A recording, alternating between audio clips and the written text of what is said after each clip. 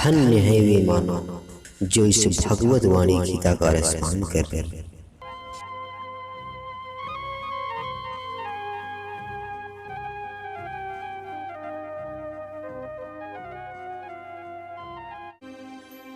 संसार के सभी प्राणियों को मेरा नमस्कार।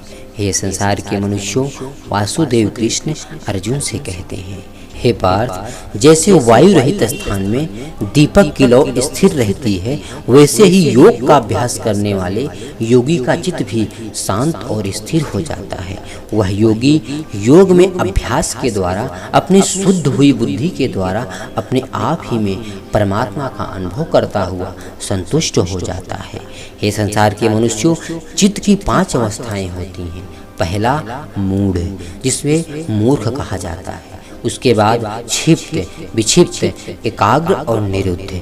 इसमें मूढ़ और क्षिप्त वृत्ति वाला पुरुष योग का अधिकारी नहीं होता, और विक्षिप्त वृत्ति वाला पुरुष, उसका मन कभी भगवान में लगता है और कभी नहीं लगता। तो विक्षिप्त वृत्ति वाला पुरुष योग का अधिकारी माना गया है। और जब चित्त की वृत्ति एकाग्र हो जाए तब सविकल्प समाधि होती है, और जब एकाग्र वृत्ति के बाद चित्त की अवस्था निरुद्ध हो जाती है तब निर्विकल्प समाधि होती है। इस निर्विकल्प समाधि को ही योग कहा गया है। जैसे वायु रहित स्थान में दीपक की लौ थोड़ी भी हिलती डुलती नहीं, ऐसे ही जो योग का अभ्यास करता है, जिसका मन स्वरूप के चिंतन में लगा रहता है, जिसने चित्त को अपने वश में कर लिया है, उस ध्यान योगी का चित्त भी दीपक की लौ के समान स्थिर रहता है। उस योगी का चित्त स्वरूप में इतनी मजबूती से लगा रहता है कि उसमें एक स्वरूप के सिवाय दूसरे किसी का चिंतन नहीं होता। ये संसार के मनुष्यों, ध्यान योग में पहले मन को स्वरूप में लगाया जाता है। जब मनुष्य ऐसा निश्चय कर लेता है, इसके बाद यदि स्वरूप में कोई वृत्ति उत्पन्न भी हो जाए तब उसे अनदेखा करके उसे हटाकर चित्त को स्वरूप में लगा देना चाहिए।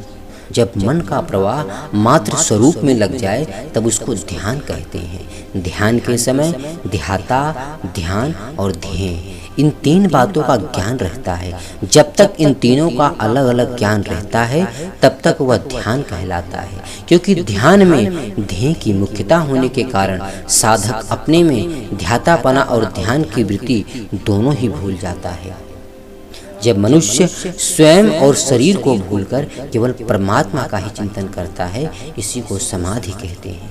यह संप्रज्ञात समाधि है जो चित्त की एकाग्र अवस्था में होती है। इस समाधि में दीर्घ काल के अभ्यास से असंप्रज्ञात समाधि होती है। इन दोनों समाधियों में भेद यह है कि जब तक ध्येय का नाम और नाम नामी का संबंध है और ये तीनों चीजें भी रहती हैं, तब तक वह संप्रज्ञात समाधि होती है। इसी को चित्त की एकाग्र अवस्था कहते हैं। किंतु जब नाम की स्मृति ना रहकर मात्र नाम ही रह जाता है तब वह असंप्रज्ञात समाधि होती है। इसी को चित्त की निरुद्ध अवस्था कहते हैं। हे मनुष्यों, निरुद्ध अवस्था की समाधि 2 तरह की होती है, सबीज और निर्बीज। जिसमें संसार की सूक्ष्म वासना रहती है वह सबीज समाधि कहलाती है।